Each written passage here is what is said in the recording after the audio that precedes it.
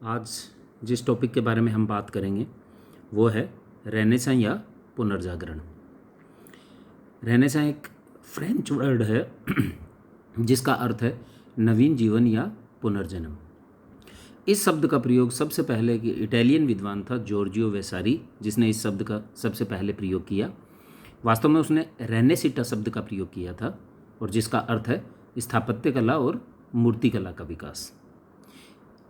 18वीं century में एक French विद्वान था दिदरो, उसने रेनेसां शब्द का प्रयोग व्यापक अर्थ में किया और इस शब्द को एक व्यापक अर्थ दिया। उसने इस शब्द का प्रयोग यानी जो रेनेसां शब्द है इसका प्रयोग साहित्य, कला, विज्ञान और भौगोलिक खोजों के विकास से जोड़ा। रेनेसां या पुनर्जागरण 14वीं शताब्दी में 14वीं सेंचुरी में ये स्टार्ट हुआ था और 16वीं शताब्दी तक इसने पूरे यूरोप को प्रभावित किया। तो अगर थोड़े शब्दों में हम कहें तो कह सकते हैं कि रेनेसां या पुनर्जागरण एक सांस्कृतिक चेतना थी जिसमें साहित्य, कला, विज्ञान और भौगोलिक खोजों के क्षेत्र में विकास हुआ। अब सबसे पहले हम थोड़ी सी बात करेंगे कि ये जो रेनेसां या पुनर्जागरण है इसकी क्या विशेषताएं थी। जो सबसे प्रमुख इसकी विशेषता थी वो है स्वतंत्र चिंतन का विकास। पुनर्जागरण काल में चर्च के परंपरागत सिद्धांतों को तर्क की कसौटी पर खरा उतारने का प्रयास किया गया। मनुष्य अब अपनी बुद्धि और विवेक का प्रयोग करने लगा और इससे स्वतंत्र चिंतन का विकास हुआ। यानी कि अब अपनी बुद्धि और विवेक का प्रयोग मनुष्य करने लगा और केवल इस बात से किसी भी बात को मानने से इनकार किया जाने लगा कि चर्च ने ऐसा कहा है। यानी कि अब थोड़ा सा तर्क शक्ति का भी विकास मनुष्य का होने लगा। दूसरी जो महत्वपूर्ण विशेषता है वो है मानव के स्वतंत्र व्यक्तित्व का विकास। पुनर्जागरण काल में मनुष्य अब मध्यकालीन अंधविश्वासों से ऊपर उठकर अपने स्वतंत्र व्यक्तित्व का विकास करने लगा। पुनर्जागरण की जो सबसे महत्वपूर्ण जो विशेषता है वो है मानववाद।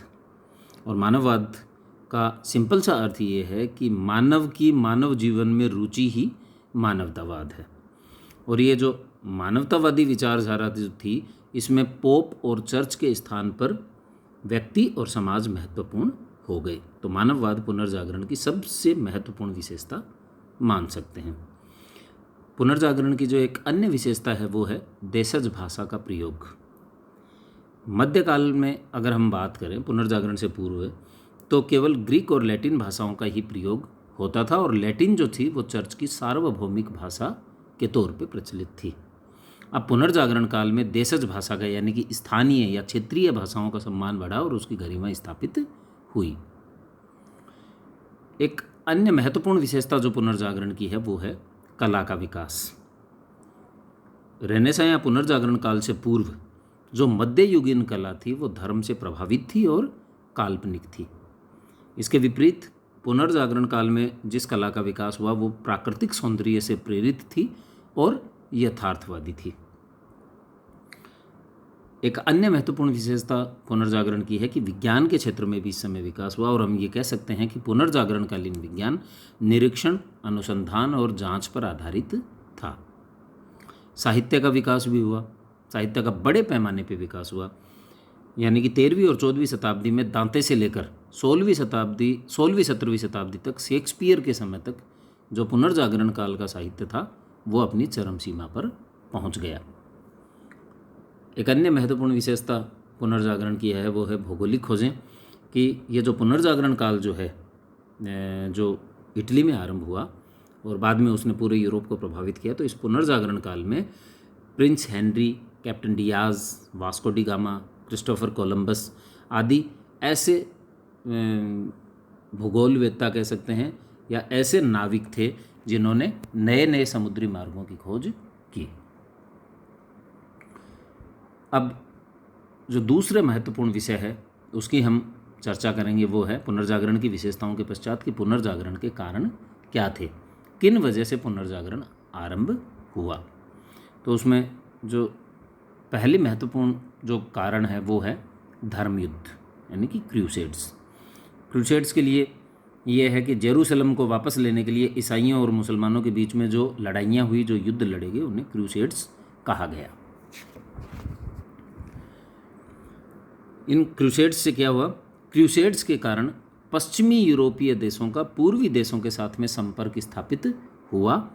इससे पूर्व की तर्क शक्ति, प्रयोग पद्धति, दर्शन और वैज्ञानिक खोजों की जानकारी पश्चिमी देशों को भी हुई। इससे यूरोप में नई चेतना और जागृति पैदा हुई। एक अन्य जो कारण हुआ, क्रूसेड के कारण जो एक अन्य स्थिति हुई, वो ये थी कि पोप के तमाम आशीर्वादों के बावजूद ईसाई जेरूसलम पर अधिकार नहीं कर सके।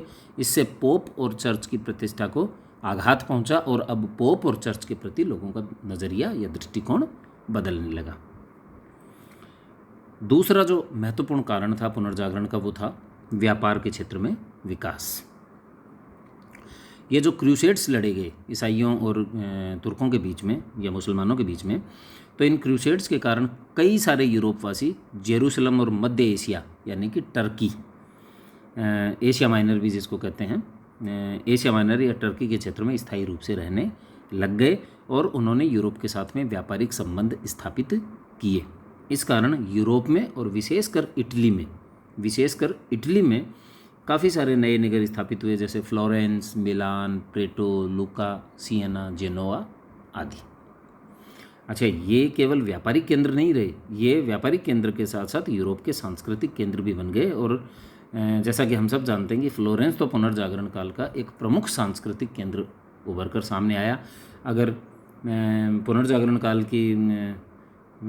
के दौरान के महत्वपूर्ण लोगों की बात करूं तो लगभग बहुत सारे महत्वपूर्ण लोगों का संबंध पुनर्जागरण के साथ हमें, फ्लोरेंस के साथ हमें दिखाई देता है, जैसे दांते, Petrarch, Michael Angelo, Leonardo da Vinci आदि।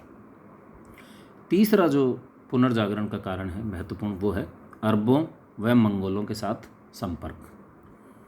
जो धर्मयुद्ध लड़े गए, इन क्रूसेड्स के पश्चात कई अरब व्यापारी यूरोपीय देशों में जाकर स्थायी रूप से रहने लग गए और इन समृद्ध व्यापारियों ने इन स्थानों पर कई शिक्षण संस्थाओं की स्थापना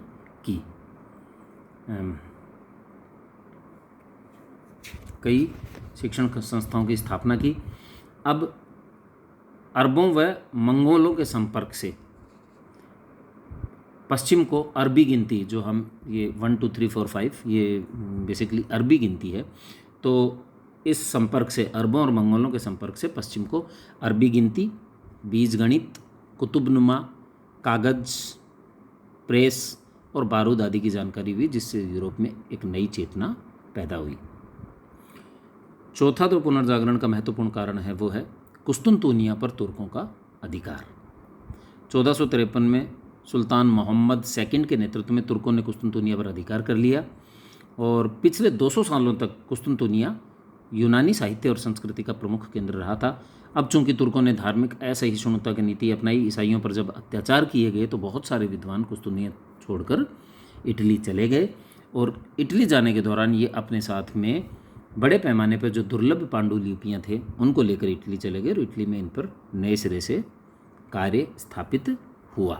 पुनर्जागरण कुस्तुनतुनिया पर तुर्कों के अधिकार का एक अन्य महत्वपूर्ण जो परिणाम निकल कर आया, वो ये था कि जब कुस्तुनतुनिया पर तुर्कों का अधिकार हो गया, तो इससे यूरोप और एशिया का जो भूमार्ग था वो अवरुद्ध हो गया और चूंकि भूमार्ग अवरुद्ध होने की वजह से अब नए समुद्री मार्ग खोजने की दिशा में प्रयास होने लगे। इसके अलावा कुछ अन्य महत्वपूर्ण कारण हैं पुनर्जागरण के, जिनमें सामंतों की शक्ति का क्षीण होना, सामंतों की शक्ति धीरे धीरे क्षीण होती जा रही थी। नगरों का विकास, जैसे हम जान चुके हैं कि पूरे यूरोप में, लेकिन विशेषकर इटली में फ्लोरेंस, प्रेटो, लुका, सियना, जेनोआ आदि नगरों का विकास हुआ और ये नगर इटली के या यूरोप के सांस्कृतिक केंद्र के रूप में सामने आए। कागज़ और मुद्रण, ये भी एक महत्वपूर्ण कारण था जिसने पुनर्जागरण को जन्म दिया।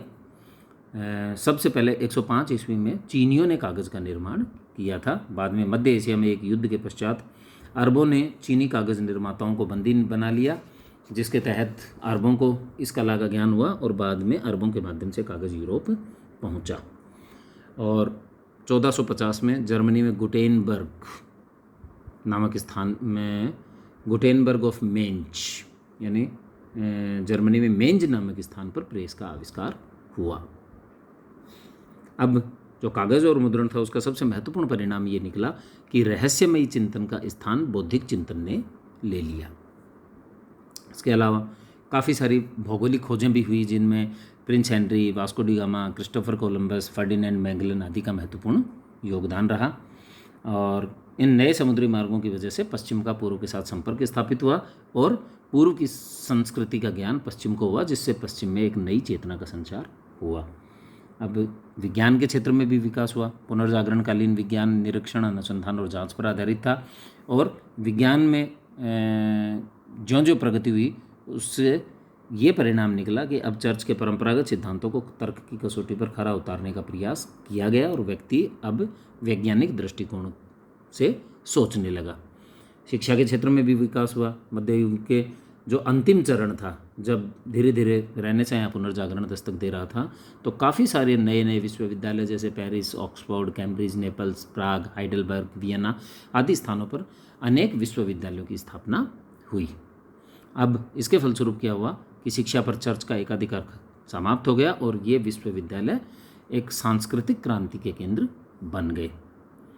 पहले भी हम मानवतावादी विचारधारा का जिक्र कर चुके हैं। इस मानवतावादी विचारधारा ने भी पुनर्जागरण को प्रभावित किया और इस मानवतावादी विचारधारा में व्यक्ति और समाज अधिक महत्वपूर्ण हो गए बजाय पोप और चर्च के। स्कॉलिस्टिक विचारधारा ने भी पुनर्जागरण के उत्थान में योगदान दिया।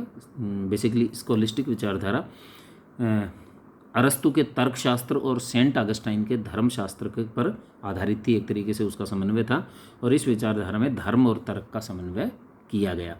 और पेरिस विश्वविद्यालय के एक प्रोफेसर पीटर एबलार्ड हैं जो इस सिद्धांत के या इस स्कॉलिस्टिक विचारधारा के प्रवर्तक माने जाते हैं। तो ये कुछ प्रमुख कारण थे जिन्होंने पुनर्जागरण के लिए पृष्ठभूमि तैयार